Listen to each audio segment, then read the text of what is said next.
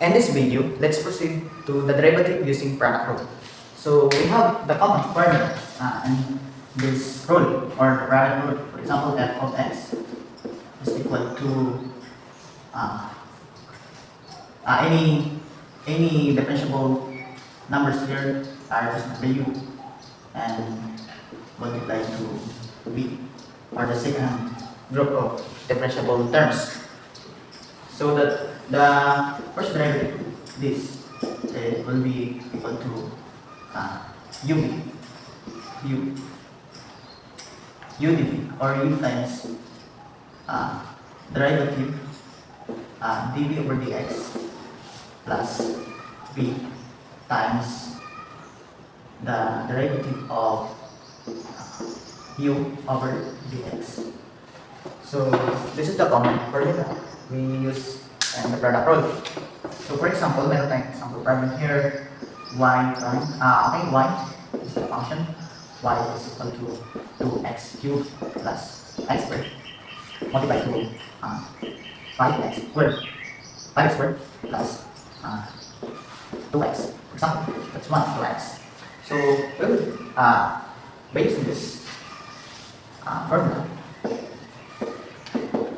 magkakaroon na ng sagot na u, or just copy this u. We just copy the first term here.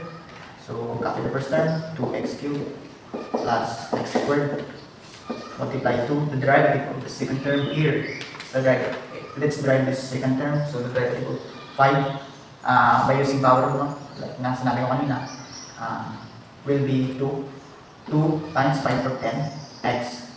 2 minus 1 will be equal to x na lang, no? Kasi 1. So that will be 10x plus 2x. So the derivative of 2x will be equal to 2 because 1 minus 1 is equal to 0 and any number is equal to 1. So it's like that. And plus the second part here, just copy the second term here, 5x squared plus 2x. 5x squared plus 2x times the derivative of the first term is 6x squared plus 2x. So let's simplify this. Y prime should be equal to, pwede natin siyang i-distribute na lang. So we have here 20 x to the 4 plus 2 times and 2 times 2 is by 6. Okay? 2 times 4 plus 4 x cubed. Sekarang sudah nampak. Lama. Exponent of values. And then plus x squared times 10x. We can 10x. So exponent of 3 plus 2x squared. Okay? 2x squared plus here 5x squared times 6x squared. So we can 30x raised to 4 plus 30x raised to 4 plus 5 squared here. 10x cubed. Okay? Plus. No. Okay. 10x cubed plus 2x times this one. 12x cubed. Okay. So, cube under 2x times 2x. So, we count 4x squared. So, i-combine na natin yung pagkakapalit ng term or similar term. Y prime is equal to,